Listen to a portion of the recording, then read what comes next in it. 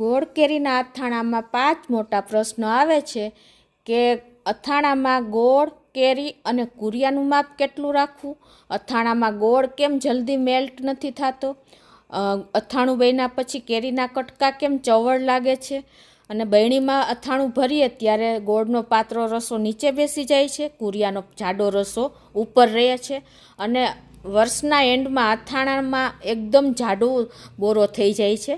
આ બધા જ પ્રશ્નોનું સોલ્યુશન મેં આ વિડીયોમાં શેર કર્યું છે. હેલો ફ્રેન્ડ્સ, સુપર મેજિક રસોઈમાં મિત્રો હું આપનું સ્વાગત કરું છું. આજે હું ગોળ કેરીના અથાણાની રેસીપી તમારી સાથે શેર કરું છું. ગમે તો લાઈક કરજો, શેર કરજો અને નવા મિત્રો સબસ્ક્રાઈબ કરવાનું ના ભૂલતા. બાજુમાં રહેલ બેલ આઇકનને પણ પ્રેસ કરજો જેથી કરીને લેટેસ્ટ વિડીયોની માહિતી મળતી રહે. બાજુમાં રહેલ આઇકને પણ પ્રેસ કરજો એટલે અમુક પોઈન્ટ્સ મળતા રહીએ. તો આપણે બનાવવાનું ચાલુ કરીએ. હવે ગોળ કેરીનું અથાણું બનાવીએ છીએ ને ત્યારે ઘણા બધા પ્રોબ્લેમ આવે છે કે આપણે ગોળ કેરીનું અથાણું બનાવીએ ત્યારે ગોળ કેરી અને કુરિયાનું માપ કેટલું રાખવું, ગોળ કેમ જલ્દી પીગળતો નથી, અને ગોળ કેરીમાં ગોળનો પાતળો રસો નીચે બેસી જાય છે અને આપણે કુરિયાનો જાડો રસો ઉપર આવે છે, અને આપણે ખાવામાં કેરીના કટકા કેમ ચવળ લાગે છે, અને એન્ડમાં આપણે જે રસો હોય છે એ જાડો કેમ થઈ જાય છે. આ બધા જ પ્રશ્નોનું સોલ્યુશન આજે હું તમને આ વિડીયોમાં શેર કરું છું. અને લાસ્ટ સુધી તમારું અથાણું આવું ને આવું લાલ ચટાક રહે ને એ બધી જ સ્ટેપ બાય સ્ટેપ તમને ટ્રીક અને ટિપ્સ સાથે જ શેર કરું છું. તો એન્ડ સુધી જોડાયેલા રહેજો.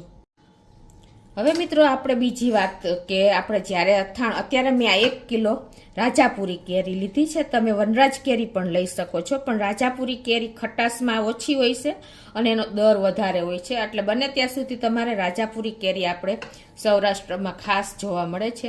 કેરી લેવા જાઓ ને ત્યારે એકદમ આવી કઠણ કેરી લેવાની. તમે આમ ટચ કરો ને તો હાર્ડ લાગે અને ઉપર ટપકી હોય છે. જો આવી એવી કેરી તમારે ચૂઝ કરવાની છે. પાકી હશે ને તો પણ તમારું અથાણું બરાબર નહીં બને, એટલે ખાસ નોટ કરજો. પહેલાંના સમયમાં આપણને કેરીના કટકા કરીને આપતા, પણ હવે અત્યારે આપણી એ રીત બદલાઈ ગઈ છે. તો મેં 1 કિલો કેરી લીધી છે, રાજાપુરી કેરી.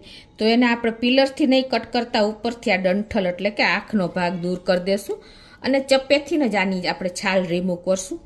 જો જાડી છાલ ઉતરશે ને, પિલરથી તમે છાલ ઉતારશો ને તો ઘણી વખત શું થાય છે કે આપણા જે કટકા થાય છે ને એકદમ જલ્દી કેરીના પાણીમાં પલળતા નથી અને એકદમ ચવળ આપણા કટકા થઈ જાય છે. એટલે આ રીતે તમે નાની નાની બાબત ધ્યાન રાખશો ને તો તમારું અથાણું એકદમ પરફેક્ટ બનશે. અને બીજું કે તમારે કેરી લેવા જાઓ ને ત્યારે કેરીને પહેલાં ધોઈ નાખવાની. મેં ધોઈને અત્યારે એકદમ કોરા કપડાથી કોરી કરી લીધી છે. જો મોઇશ્ચરનો ભાગ રહેશે ને તો પણ અથાણું બગડવાના ચાન્સીસ છે. તો આ રીતે આપણે કેરીની છાલ રિમૂવ કરી દઈએ. તો આ રીતે જો સફેદ ભાગ આવે ને ત્યાં સુધી તમારે છાલ ઉતાર લેવાની છે ચપ્પેથી, અને કદાચ તમારે રહી ગઈ હોય ને તો આ રીતે તમે એન્ડમાં પિલરથી પણ રિમૂવ કરી શકો છો. આ રીતે એકદમ આપણે હાર્ડ ભાગ બધો નીકળી જવો જોઈએ. હવે આના આપણે કટકા કરી લેશું. આ રીતે આપણે હાથેથી જ ઉપરથી આપણી કટિંગ કરી અને આપણે થોડાક મોટા પીસમાં કટકા કરવાના છે, કેમ કે આપણે જ્યારે આ તૈયાર થશે ને ત્યારે એકદમ શ્રિંક થઈ જાય છે, એટલે કે નાના કટકા થઈ જાય છે. એટલે આ રીતે આપણે અત્યારે જ થોડાક મોટા પીસ કરશું.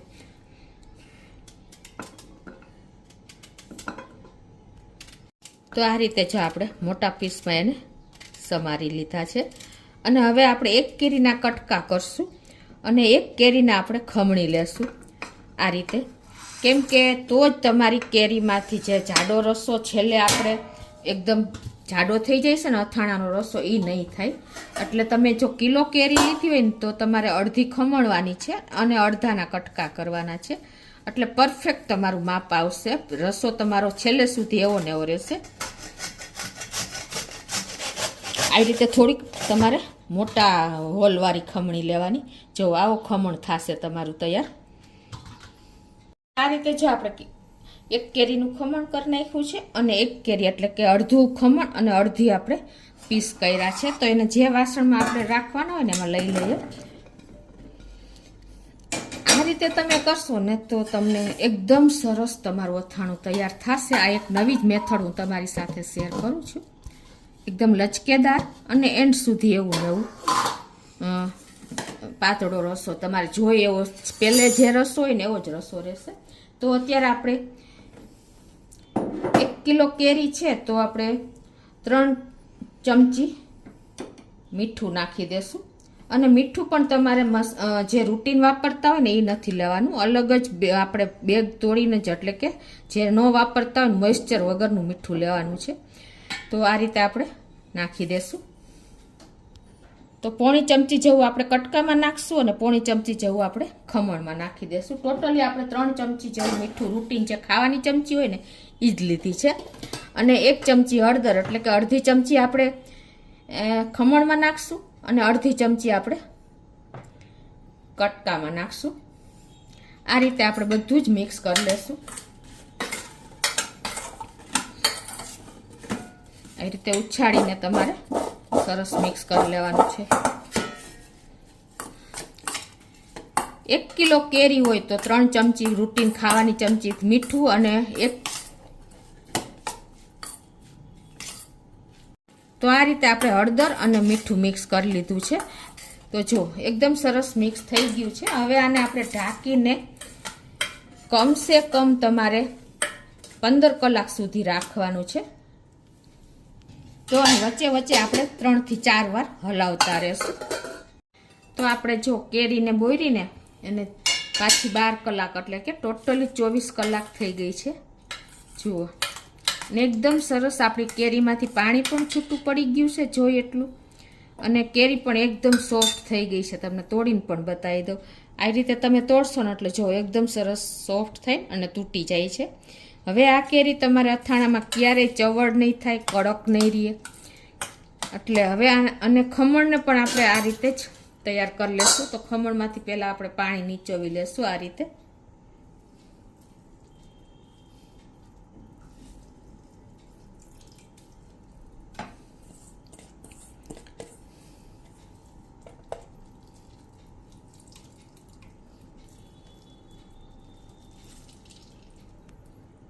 અને હવે આ કેરીના પીસને પણ આપણે પાણીમાંથી નિતારી લેશું આ રીતે.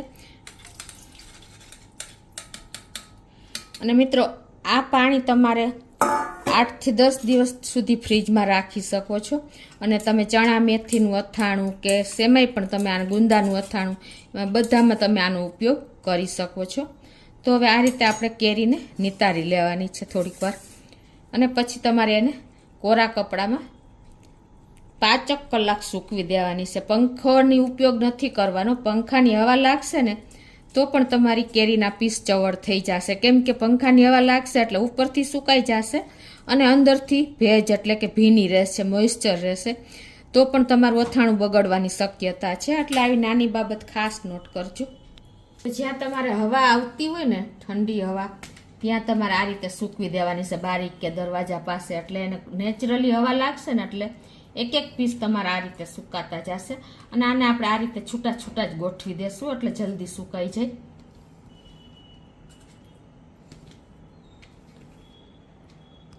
એ જ રીતે આપણે ખમણને પણ આ રીતે છૂટું છૂટું 2 ને 4 થી 5 કલાક આપણે સુકાવા દેશું. તો આ રીતે જો આપણે 4 થી 5 કલાક થઈ ગઈ છે અને એકદમ સરસ કેરી સુકાઈ ગઈ છે. જો તમે આમ કરશો ને બિલકુલ એકદમ સોફ્ટ થઈ ગઈ છે અને પાણી બિલકુલ પાણીનો ભાગ નથી રહ્યો. તો હવે આપણે એને લઈ લેશું વાસણમાં. આપણે તેલ ગરમ કરવા મૂકી દેશું. તો આ મેં અડધો કપ જેવું તેલ લીધું છે અને એને આપણે ગરમ કરવા મૂકી દેશું. ધુમાડા નીકળે ને એવું આપણે વઘાર કરવા માટે ગેસ ઓન કરીને અને ગરમ કરી લેશું. આપણું તેલ પણ ગરમ થઈ ગયું છે તો આપણે એને બંધ કરી દેશું અને થોડુંક ઠંડુ થવા દેશું.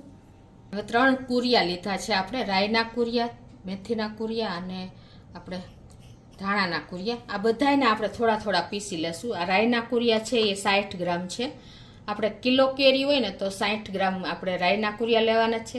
એનાથી અડધા 30 ગ્રામ આપણે મેથીના કુરિયા ને 30 ગ્રામ આપણે ધાણાના કુરિયા લેવાના છે. ટૂંકમાં જે રાઈના કુરિયાથી આપણે અડધા આ 2 કુરિયા લેવાના છે. તો હવે આને આપણે થોડા થોડા પીસી લેશું, કેમ કે તો એકદમ સરસ આપણો જે બોરો થશે ને મિક્સ થઈ જશે. એકદમ નથી પીસવાના પણ અધકચરા કરી લેશું 3 કુરિયા. તો જો આવા આપણે સેજ અધકચરા થાય ને એવા પીસી લેશું. એ જ પ્રમાણે આપણે મેથીના અને ધાણાના પણ તૈયાર કરી લઈએ. તો આપણે ત્રણેય કુરિયાને જો પીસી લીધા છે. હવે આપણે મસાલો કરશું જે રીતે આપણે જે વાસણમાં મિક્સ કરવું હોય ને એમાં જ આપણે મસાલો કરી લેશું. તો આપણે અત્યારે હું ડીશમાં જ કરું છું. તો પહેલાં આપણે આ રીતે બહારની સાઈડ આપણે રાયના કુરિયાને નાખી દઈએ.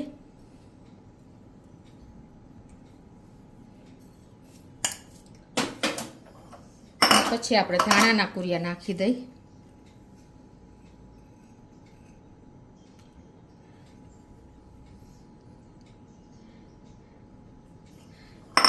અને મેથીના કુરિયા છેલ્લે નાખી દઈએ.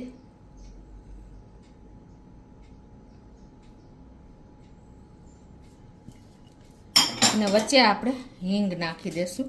પેકેટમાંથી જ કાઢીને નાખવાની. આપણે મસાલિયાની હિંગ નથી વાપરવાની. 1 ચમચી જેવી આપણે હિંગ લઈ લેશું. 10 થી 12 દાણા આપણે મરી આખા મરીના નાખી દેશું.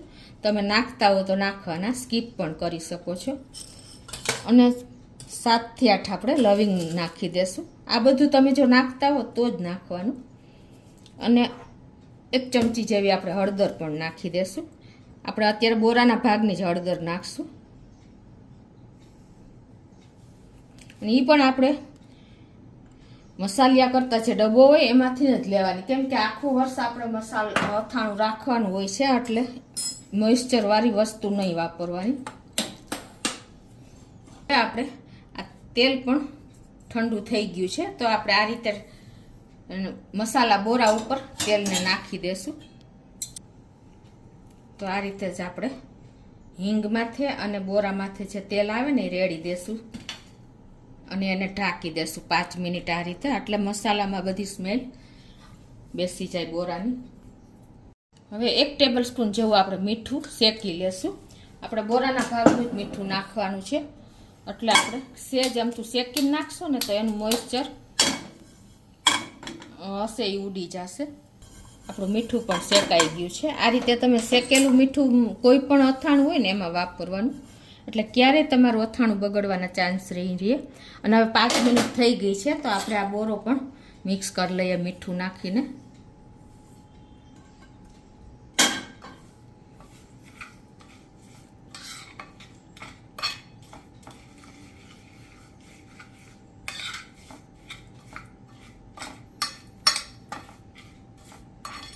વન 1/4 કપ જેટલું આપણે કાશ્મીરી લાલ મરચું નાખશું. અને 2 ચમચી જેવું આપણે રેશમ પટ્ટો નાખશું. એટલે શું થશે કે આપણું તીખું અને કલર બંને આપણે અથાણામાં આવી જશે. તમે તીખું બહુ ન ખાતા હો કે ખાતા હો તો એ પ્રમાણે તમારે મરચું ચૂઝ કરવાનું છે. અત્યારે મેં બંને લીધા છે.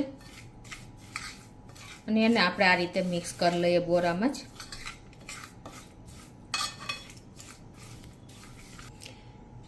હવે આપણે 1 કિલો કેરી છે તો એની સામે આપણે એટલો જ 1 કિલો ગોળ લેવાનો છે. અત્યારે મેં કોલ્હાપુરી ગોળ લઉં છું. આ વજન કરીને જ મેં રાખ્યો છે.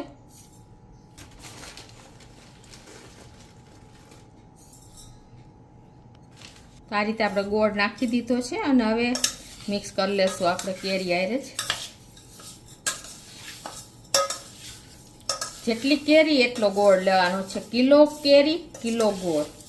સામે 60 ગ્રામ મેથી રાયના કુરિયા, 30 ગ્રામ મેથીના અને 30 ગ્રામ ધાણાના કુરિયા. આટલું પરફેક્શન તમે રાખશો ને તો તમારું અથાણું એકદમ ટેસ્ટી થશે. અને હવે આપણે જે આ બોરો કર્યો છે ને આમાં નાખી દેશું.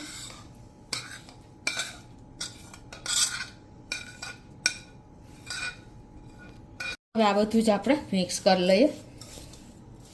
અત્યારે તમને કોરું લાગશે પણ 2 દિવસ સુધી આપણે આને આ જ તપેલામાં રાખવાનું હોય છે. ધીમે ધીમે ગોળ મેલ્ટ થશે ને, અને ગોળ પણ ખમણીને લેવાનો એટલે જલ્દી તમારું અથાણું મેલ્ટ થઈ જાય, સરસ મિક્સ થઈ જાય.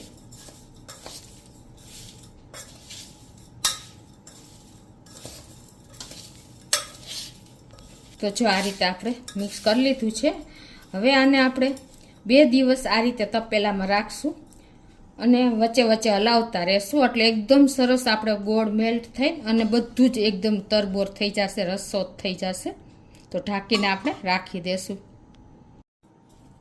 હવે મિત્રો જો આપણે જે આ બોરાનું માપ રાખ્યું છે ને એ તમારે આખું વર્ષ અથાણું સારું રહે, અને જે દરિયાકાંઠાના વિસ્તાર હોય ને ત્યાં ભેજનું પ્રમાણ વધારે હોય છે, તો ત્યાં તમારે ઘણી વખત ફૂગ આવી જાય છે, અથાણું બગડી જાય છે, તો ત્યારે તમારે શું કરવાનું, ત્યાં બોરાનું પ્રમાણ વધારે રાખવાનું.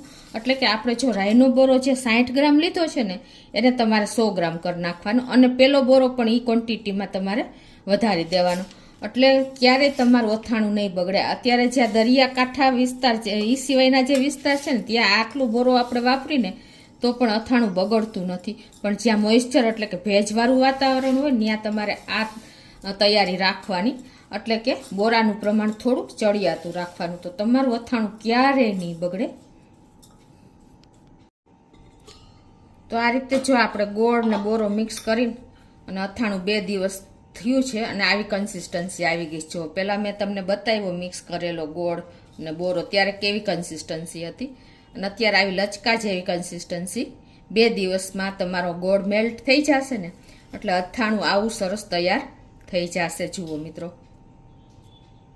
વચ્ચે વચ્ચે આપણે હલાવતા રહ્યા હતા, એટલે આ અથાણું હવે તમે આખું વર્ષ બહાર રાખશો ને તો પણ કોઈ પ્રોબ્લેમ નહીં આવે, અને તમારી કેરી પણ કડક નહીં થાય, તમારો ગોળનો રસો નીચે નહીં બેસે, જાડો રસો ઉપર નહીં રહે, એકદમ પરફેક્ટ. આપણે આજે મેં તમને મેથડ શેર કરી છે, આ રીતે કરશો ને તો તમારું અથાણું આખું વર્ષ એવું ને એવું તૈયાર થશે.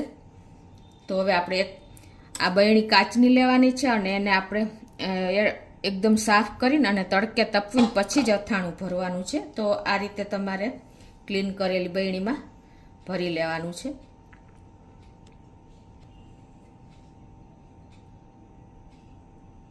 તો આ રીતે જો આપણું અથાણું બરણીમાં પણ ભરાઈ ગયું છે. આ પરફેક્ટ મેજરમેન્ટ સાથે મેં તમને આજે ગોળ કેરીનું અથાણું શેર કર્યું છે કે કેરીની છાલ આપણે કેટલી ઉતારવી, કઈ રીતે આપણે પરફેક્ટ મેજરમેન્ટ રાખવું, કઈ રીતે આપણે એને કેટલો ટાઈમ સૂકવવું, કેટલો ટાઈમ બોળવું, બધું જ પરફેક્ટ માહિતી આપી છે. તો મિત્રો ચોક્કસ તમને આ વિડીયો ઉપયોગી થશે. ગમે તો લાઈક કરજો, શેર કરજો અને સબસ્ક્રાઈબ કરવાનું તો ભૂલતા જ નહીં.